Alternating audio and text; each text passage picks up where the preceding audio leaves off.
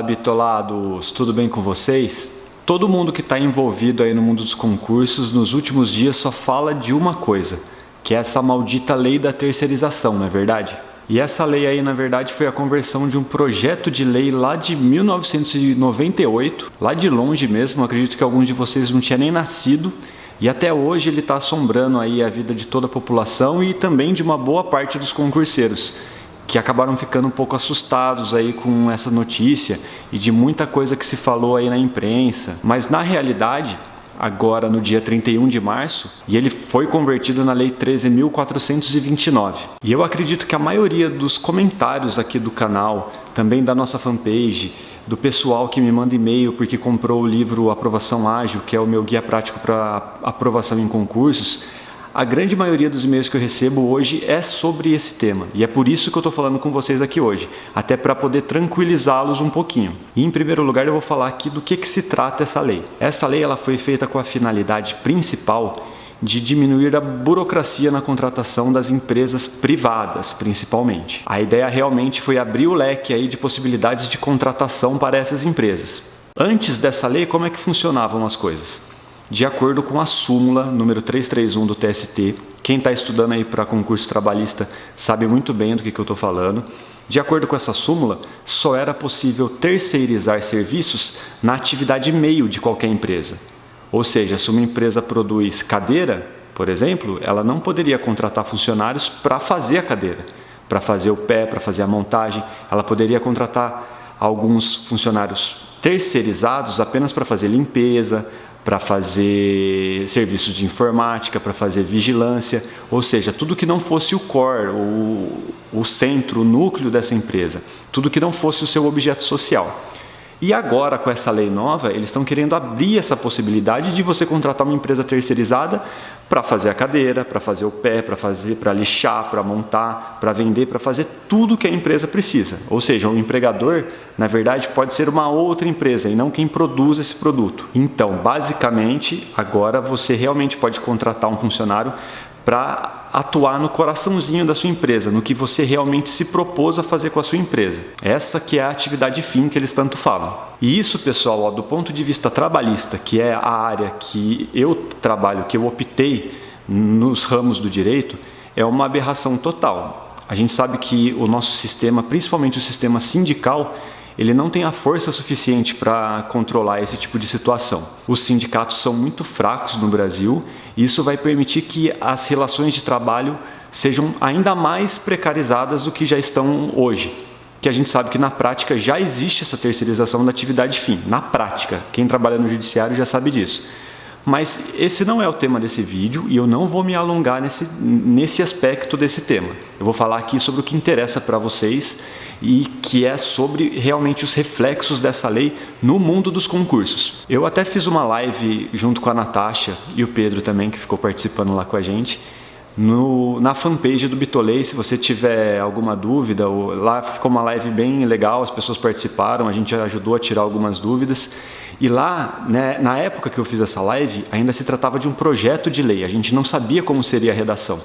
E uma das coisas que eu falei é que no projeto original, lá falava que quem poderia ser o tomador de serviço, quem pode contratar essa empresa que terceiriza, seriam apenas empresas. Estava bem escrito ali no artigo que somente empresas poderiam contratar serviços terceirizados na atividade fim e atividade meio. E agora que foi publicada mesmo, que tem a redação oficial da lei, ao meu entender, continuou esse raciocínio. Então eu vou dar uma lida aqui no artigo 5º da nova lei, para que vocês possam entender do que eu estou falando. Esse é o artigo 5º. Empresa tomadora de serviços é a pessoa jurídica ou entidade a ela equiparada que celebra contrato de prestação de trabalho temporário com a empresa definida no artigo 4º desta lei. A empresa definida no artigo 4º é a empresa que presta os serviços terceirizados. E aqui o que ele disse? Ele qualificou como tomador de serviços, ele já fala a primeira palavra que tem no artigo, empresa. Tomadora de serviços é a pessoa jurídica ou entidade a ela equiparada. Ao meu entender, fazendo uma interpretação gramatical, literal desse artigo, no meu entender, de primeiro plano, já está excluída da aplicação dessa lei a administração direta. Pode ter uma discussãozinha aí sobre a aplicação para empresas públicas e sociedades de economia mista, que elas podem ser qualificadas como empresas, mas só as empresas públicas e sociedades de economia mista. E aí, neste caso, quem está estudando para judiciário, para o poder executivo, para o legislativo, autarquias, fundações públicas, pode ficar mais tranquilo com a aplicação dessa lei. Realmente, pela vontade do legislador daqui, se você pegar o espírito da lei, não é para substituir servidores concursados. Então a gente pode ficar mais tranquilo quanto a isso. E se você pensar um pouquinho de forma mais profunda, a administração pública, quem está no comando da administração pública, jamais vai querer terceirizar alguns aspectos da administração. Por exemplo, arrecadação de impostos, segurança pública.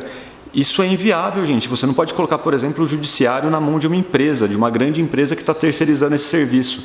Isso daí é uma questão de segurança institucional, segurança nacional, inclusive. E, além de tudo, a gente tem que lembrar que sempre que o concurso, além de estar previsto na Constituição, ele é um princípio constitucional lá no artigo 37, ele é algo que está muito enraizado na nossa cultura. O concurso, para a grande maioria das pessoas que trilha esse caminho, é uma grande oportunidade de melhorar sua vida com seus próprios esforços.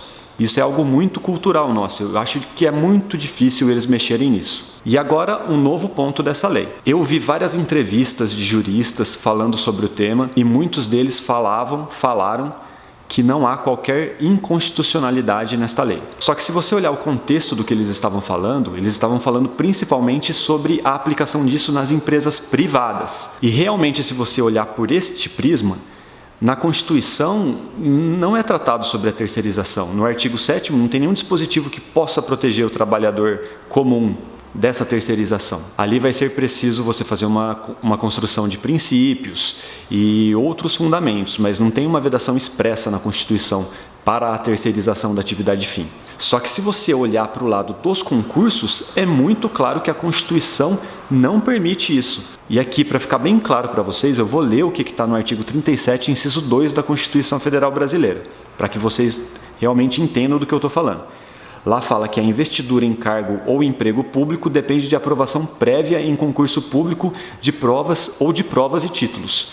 Ou seja, a terceirização aqui ela é vedada.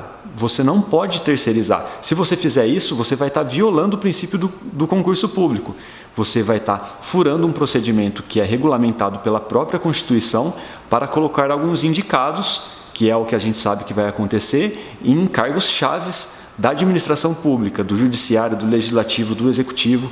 E isso não é viável. Isso daí é uma questão que eu acredito que vai para o STF, se eles quiserem aplicar essa lei no âmbito dos concursos, e provavelmente é uma ação ganha.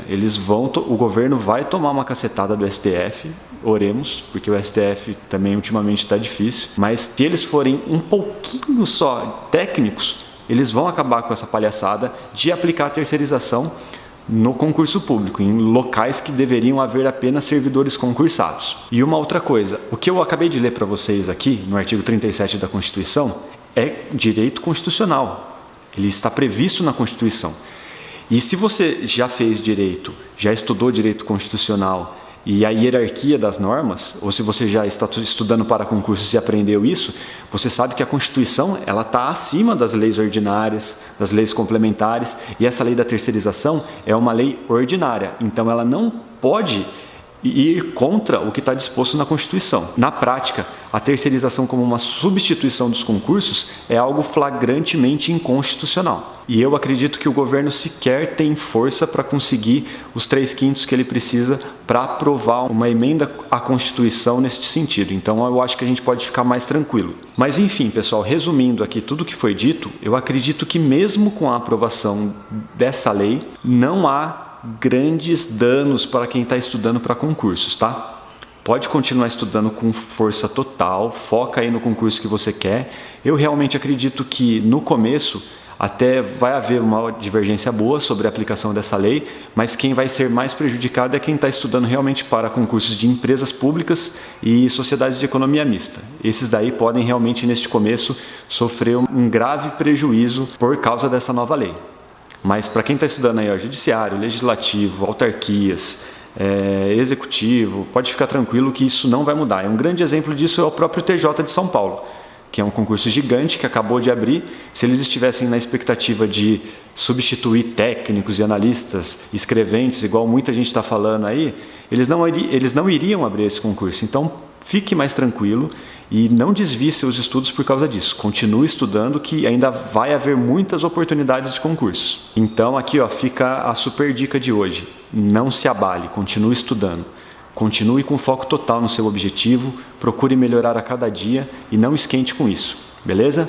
É isso aí, pessoal. Se você quiser saber mais como eu fui aprovado em 10 concursos top, sobre toda a metodologia que eu utilizei e tudo mais que envolve o mundo dos concursos também, acesse o site do meu livro sobre concursos, que é o aprovaçãoagil.com.br, e lá tem todas as informações e lá eu conto tudo que ele pode fazer para ajudar você a se transformar, a conseguir logo o seu cargo concursado. Valeu, gente, um abração. Deixa o seu comentário aqui, fala se você está estudando forte, se você não está, se você se deixou abalar por essas notícias, se você pretende fazer, às vezes você estava pensando em fazer um concurso da Caixa, do Banco do Brasil, está mudando o seu foco por causa dos reflexos dessa lei, conta aqui que a gente vai conversando. Valeu, gente, um abração para vocês e tchau, até mais.